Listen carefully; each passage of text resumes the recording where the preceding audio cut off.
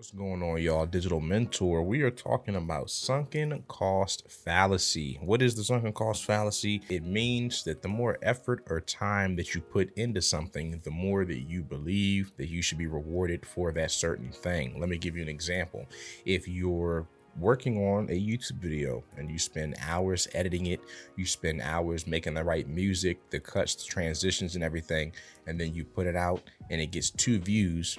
Instead of thinking that there was something that you could have done better to fix the video, you think to yourself, oh, I've put in so much time. There's no way that this video doesn't deserve 1 million views because of the time that I've put into it. I'm going to keep on hammering the same idea over and over and over again, hoping that it's going to work. Pretty much saying that it's people's problems and not your problem.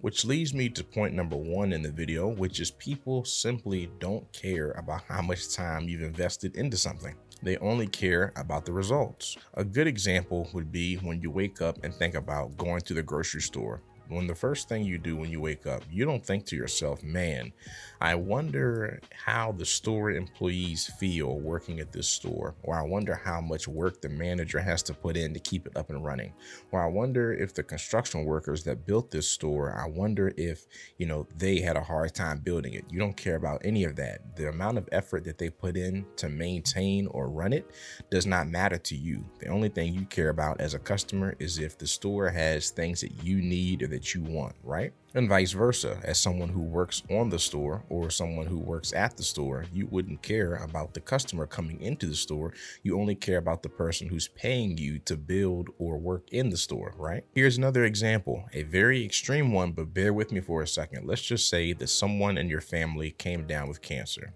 and someone else came out with a cure for cancer and they were charging a certain price for it.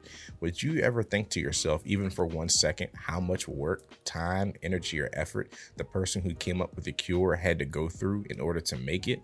The amount of hours he had to spend testing in a lab or even years trying to develop it? No, you would not give a flying fuck about how much effort that person went through in order to make that cure. You're not going to care about none of that at all. You're going to just simply care about, does it work?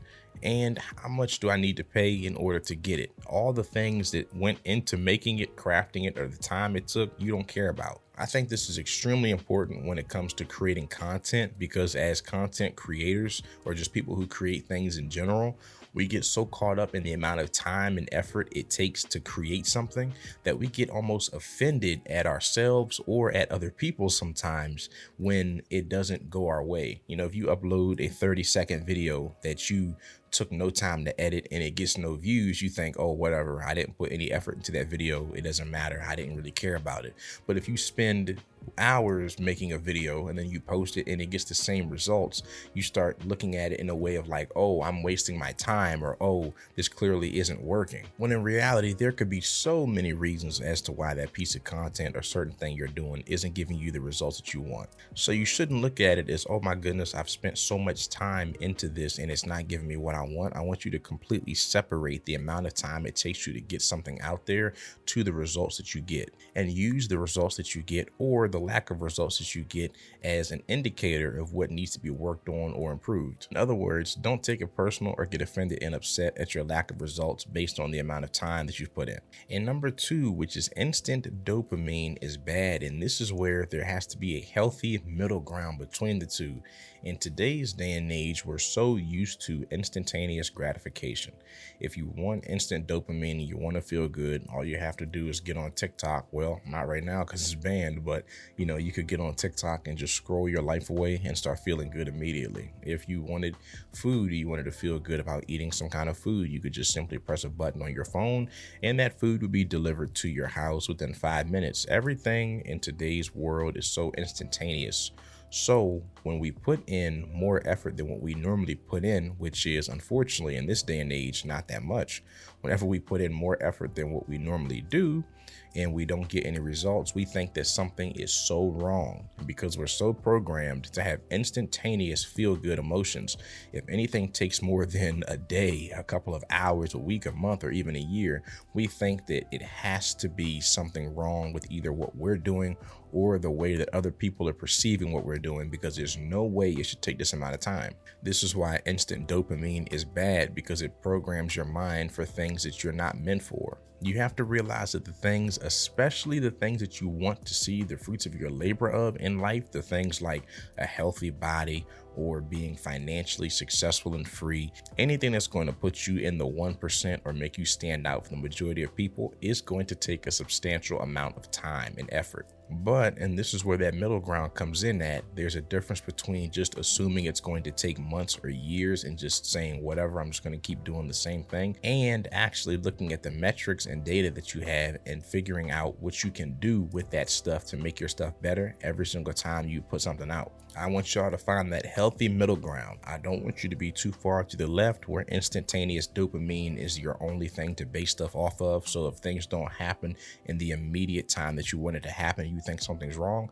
But I also don't want you to be so far right for you to think that, oh, these things are going to take months and years, and I'm just going to have to spend sometimes decades on this certain thing and not see any results or measure any kind of metrics to see what I can improve on. It's just going to take forever, so I'm just going to be doing it forever. Find that healthy middle ground to where the sunken cost fallacy doesn't exist in your life. I even struggle with this myself sometimes, y'all, because as I'm learning things and just learning new software, if you're a content creator or someone who is an animator, graphics design artist, or some YouTuber, whatever it may be, you start to learn new skills, you start to implement new things, try out new edits and cuts, transitions, music effects, trying to use new software, and you spend a couple hours learning something, you're excited to implement it, you implement it, and you still get 200 views on TikTok or a couple of views on YouTube or whatever it may be, and you want to think to yourself, immediately want to get defensive, right? And like I said, that's that instantaneous dopamine bullshit coming into effect in your brain.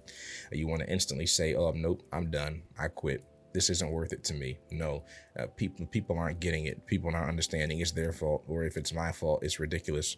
Oh, I should see 100,000 views now. I should see 1 million views now. And it's all, like I said, it's just all brain rot. And this is what I had to do to myself. I had to take a step back and look at it and say, you need to realize that, number one, value will always reveal itself.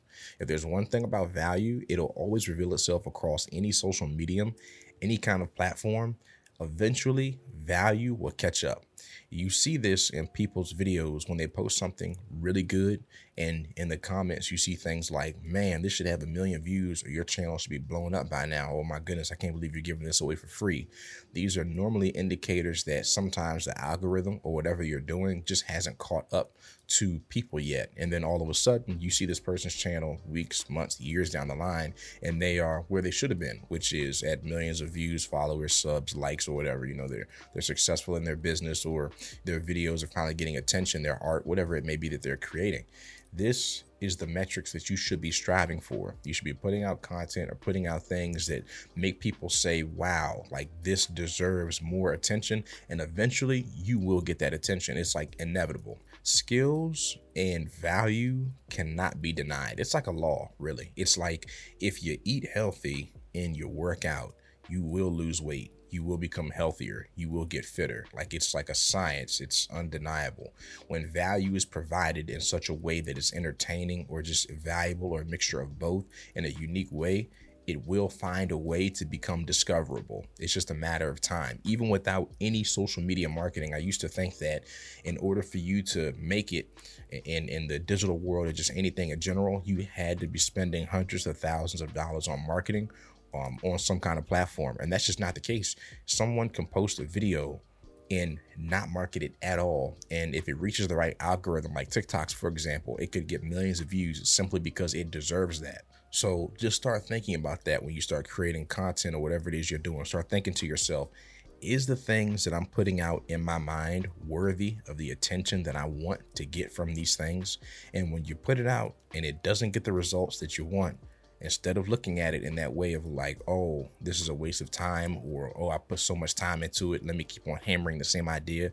Ask yourself, how can I shift this and put it in front of the people that I want to see it? But more importantly, how can I put it in front of the people that are going to look at it and say, this is good? But more importantly, how can I improve this content so good or so well that anyone that I put it in front of, they'll say, wow, this deserves attention. And that's it for this video, y'all. If you want me to go into deeper on That's it for this video though, y'all. If you want me to go deeper into this subject or just any other subjects in general, make sure to leave a comment below.